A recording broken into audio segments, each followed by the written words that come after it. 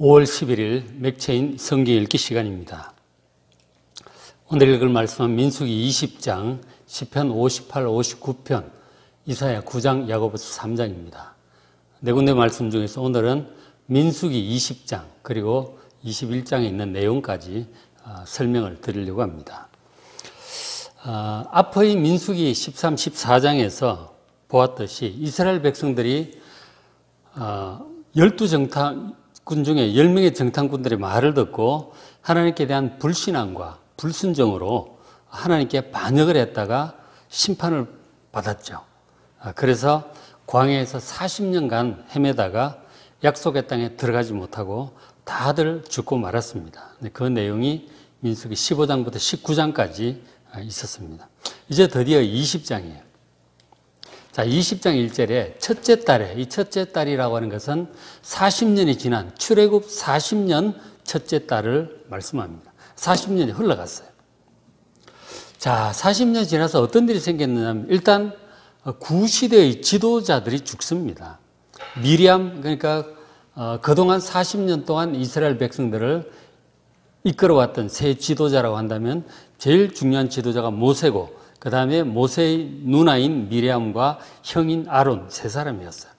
그런데 이제 이 사람 중에 미리암과 아론 두 사람이 40년이 되어서 그 해에 죽게 됩니다. 그리고 이 아론은 대제사장이었는데 대제사장직은 아론의 큰아들에 해당하는 이 엘르아살에게 승계가 됩니다. 자, 한 시대가 끝나고 새로운 시대로 이제 교체가 시작이 되었습니다. 자, 과연 이 새로운 세대는 약속의 땅 정복에 성공할 것인가? 여러분 20장부터 한번 살펴보시기 바랍니다. 자, 그런데 20장이 시작되면서 바로 보니까 안타깝게도 이 새로운 세대도 광야에서 힘든 일이 생기니까 여전히 하나님을 원망하고 있습니다. 자, 20장 2절에 회중이 물이 없어요. 광야가 그렇죠. 물이 없으니까 백성이 모세와 다투어 말합니다.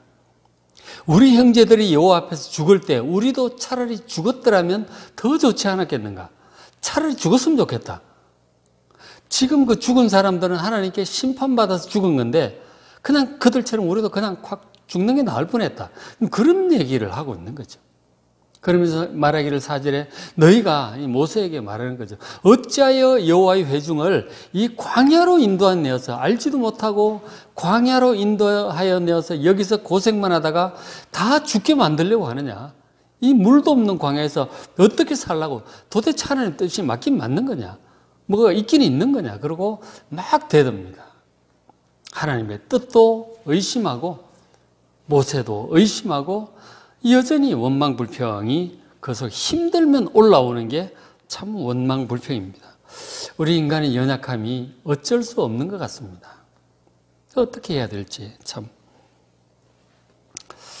자, 이들은 자신들의 그 부모의 불신앙과 반역으로 멸망한 것을 이제 어릴 때 본 사람도 있고 들은 사람들도 있을 거 아니에요. 여전히 이 모세를 따라 약속의 땅을 향하는 하나님이 인도하시는 여정에 대해서 의심도 있고 원망불평이 있는 거예요. 후회하는 듯한 괜히 따라 나섰다. 그냥 애굽에서 노예 생활로 지낼 걸 무슨 약속의 땅 이런 얘기 듣고 괜히 따라 나섰다. 후회하는 듯한 이런 이제 생각을 하게 돼요. 힘들면 사람이 이제 이러는 것 같아요. 참 안타까운 일이 아닐 수 없습니다. 자, 그러나 하나님께서는 우리 사람들의 연약함을 알고 계세요. 이해하고 계십니다. 그럴 수밖에 없는 흙으로 만들어진 우리 인간의 연약함, 죄 가운데서 참 이렇게 되어버린 우리 연약함을 아십니다. 하나님께서 백성들이 이러함에도 불구하고 또 은혜를 베푸셨고 그리고 새로운 시대를 기대할 만한 40년 전에 약속을 하셨잖아요. 그런 약속도 있으시고 해서 이 새로운 세대에게 이제 정말 옛 지도자들이 죽고 새로운 시대가 시작되었다고 하는 것을 실감할 만한 어떤 좋은 사건을 하나 허락하셨어요. 근데 그 좋은 사건이 처음에 다가올 때는 굉장히 불행한 사건처럼 보였어요. 어떤 일이 있었느냐면 민수기 21장 1절입니다. 그 다음 장 21장 1절에 보면 네겝에 거주하는 가나안 사람 곧 아라스의 왕이 이스라엘을 기습을 합니다. 그러면서 이스라엘 백성들 몇 명을 사로잡아 가버렸어요. 기습을 당한 거예요. 안 그래도 길도 험해서 막 불평 막 이렇게 하고 있는데 지금 또 기습을 당한 거예요. 이건 뭐 엎친 데 덮친 격으로 굉장히 불행하죠. 너무 기분이 안 좋습니다. 근데 이런 일을 당하자 백성들이 정신이 번쩍 나서 2절을 생략을 해놨는데 읽어보시면 정말 하나님께 간절히 구합니다. 하나님 도와주십시오. 저들을 원수를 갚을 수 있도록 도와주시옵소서. 간절히 기도하고 그들을 기습을 반격하러 갔어요. 3절에 여호와께서 이스라엘의 목소리를 들으셨어요. 간절한 기도를 들으시고 가난한 사람을 그들의 손에 넘기시겠다고 응답하셨습니다. 백성들이 하나님의 응답을 받고 힘있게 그들을 반격을 쳐 들어갔어요. 그랬더니 그들과 그들의 성읍을 다 멸했어요. 그 여러 성읍들이 있었을 거 아니에요. 그 아라스 사람들의 성읍들을 다 정복을 합니다. 그러니까 40년 만에 처음으로 이제 승리를 맛보게 된 거예요. 전쟁에서 승리를, 물론 자기들이 하려고 한 건 아니고 기습이 왔으니까 반격 차원에서 한 것이죠. 하나님께서 백성들의 기도를 들으시고 허락하셨더니 승리를 한 것입니다. 야, 드디어 우리도 전쟁에 이길 수 있구나. 그리고는 그 성읍들을 호르마라고 그런 이제 이름을 지어주게 됐죠. 자, 이 아랏 왕의 그 기습이 처음에는 당황스럽고 아주 불행한 일이었습니다.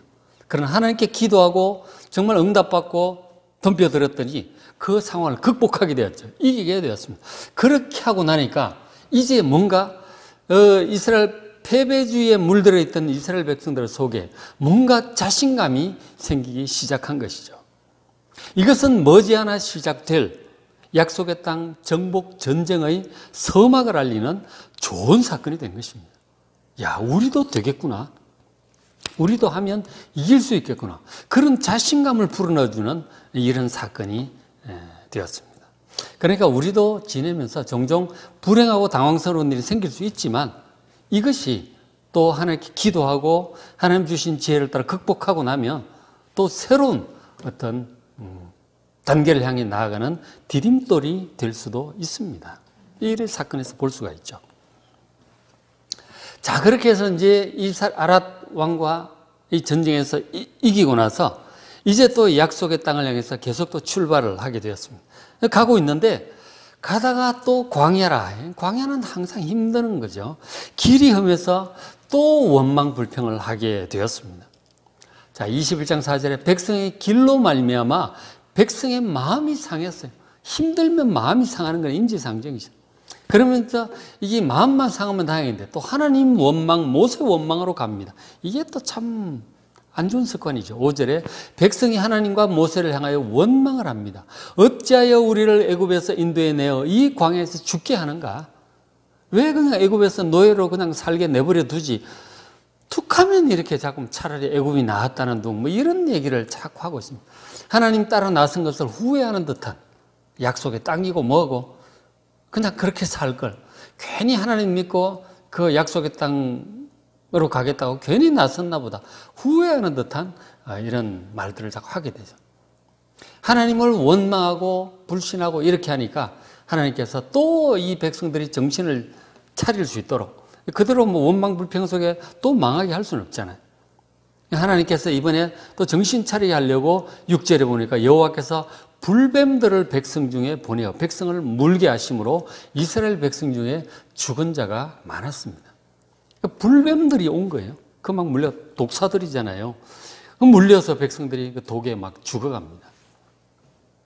우리도 지금 코로나19로 사람들이 뭐 이미 우리나라도 좀 죽었고 해외에서 많이 뭐 30만 명 가까이 지금 죽어가고 있는데 이런 이제 일들을 당하게 된 거죠. 그 하나님을 향해서 지금 광야의 이스라엘 백성들 같은 경우에 원망하고 불신하고 하다가 또 하나님의 징계를 받아서 또 저렇게 불뱀에 물려 죽어가는 아주 불행한 일이 생겼습니다. 그래서 이번에도 또 모세가 하나님께 간절히 간구합니다. 하나님 불쌍히 여기시고 이 백성들의 연약한 어리석은 불쌍히 여기시고 아버지 하나님 고쳐 주시옵소서. 간절히 기도했습니다. 간구했더니 하나님께서 이번에도 또 용서하셨어요. 용서하시고 이 불뱀에 물려서 죽어가는 사람들을 살릴 수 있는 방법을 하나님께서 친히 말씀해 주셨어요. 자, 어떤 방법인지 말씀드리기 전에 제가 좀 먼저 말씀드리고 싶은 것은 하나님께서 가르쳐 주시는 방법대로 하면 될 것 같습니까? 안 될 것 같습니까? 분명히 됩니다. 하나님 시키신 대로 하면 문제는 분명히 해결될 것입니다. 하나님 믿고 그대로 순종하시면 됩니다. 하나님께서 광야의 이스라엘 백성들에게 어떻게 하라고 하셨느냐면 21장 8절에 여호와께서 모세에게 이르시되 불뱀을 만들어라. 보면은 구리로 노스로 불뱀을 자기들은 물러온 뱀을 만들어서 그 장대 위에 높이 매달아라. 그렇게 하면 물린 자들마다 그것을 쳐다보면 살 것이라고 말씀을 하셨어요. 자, 그런데 인간적으로 의학적으로 생각을 하면 그 자기들을 물어서 이 독이 퍼지게 한 구리뱀을 만들어서 장대에 매달아 쳐다보면 그게 살겠습니까? 인간적으로 도저히 될 것 같지 않죠. 그게 무슨 말이야. 뭐 약을 좀 보내주든지 뭐 어떻게 하든지 해야지. 무슨 구리뱀을 쳐다본다고 그게 낫냐. 그렇게 생각할 사람들도 적지 않았을 거라고 봅니다. 그렇게 생각해서 무슨 말도 안 되는 소리야. 그러고 그냥 텐트 안에서 그냥 퉁퉁 부어서 죽어간 사람도 있었을 것입니다. 그러나 어떤 사람은 그래? 하나님이 그렇게 말씀하셨다고? 그러면 쳐다봐야지. 또 다른 방법도 없잖아요.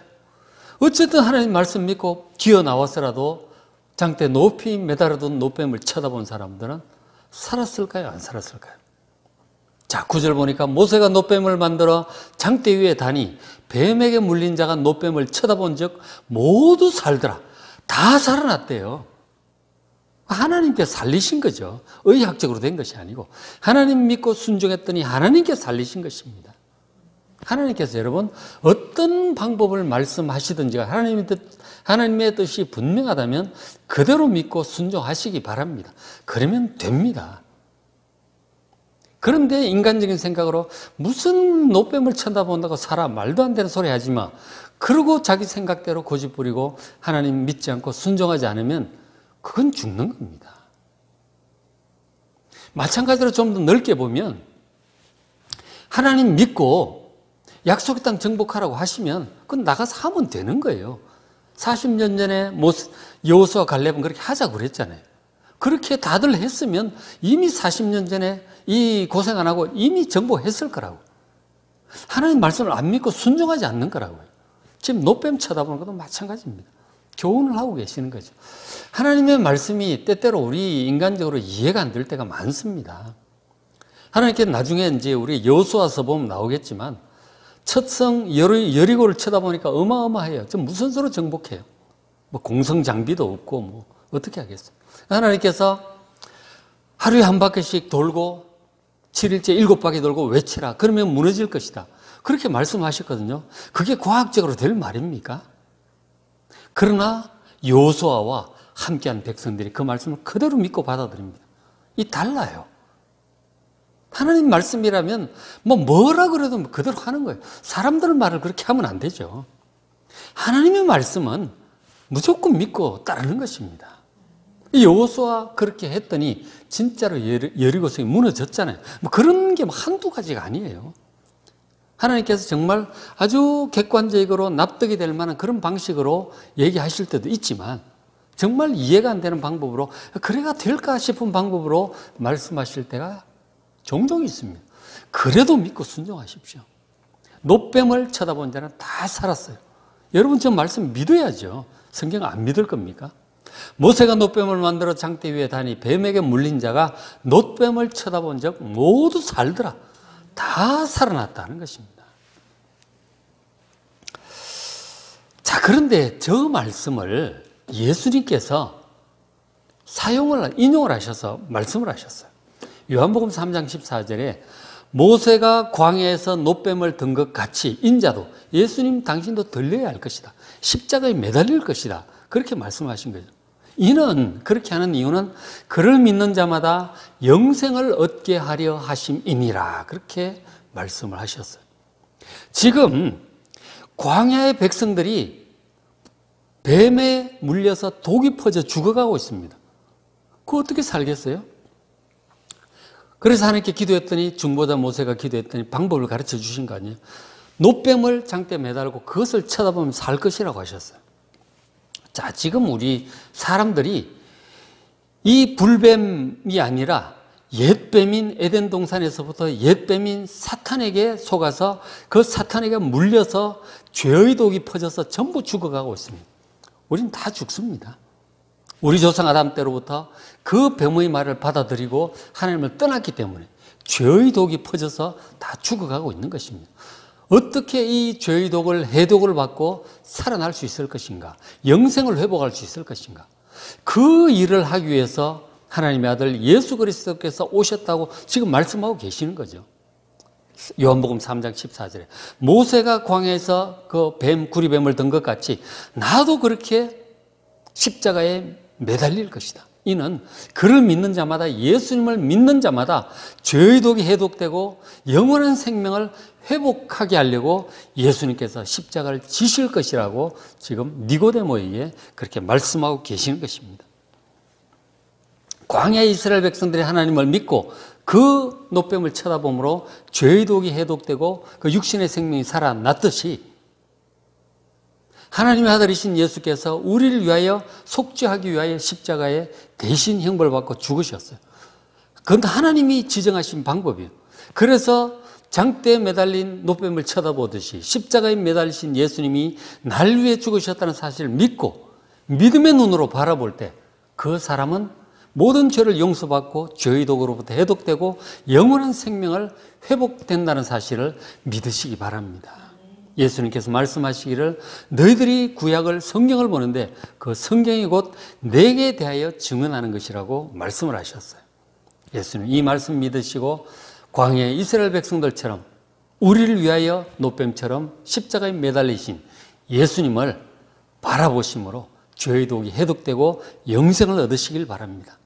그 생명을 얻고 또 백성들이 또 여호수아를 따라서 약속의 땅 정복에 나갔듯이 여호수아와 똑같은 이름이 예수예요. 둘 다 똑같은 이름이에요.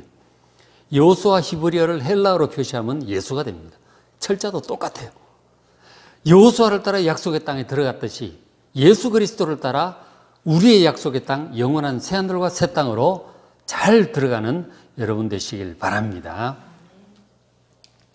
자, 오늘 읽으실 말씀 민수기 20장 그리고 시편 58, 59편, 이사야 9장, 야고보 3장 읽으시고 은혜 많이 받으시길 바랍니다.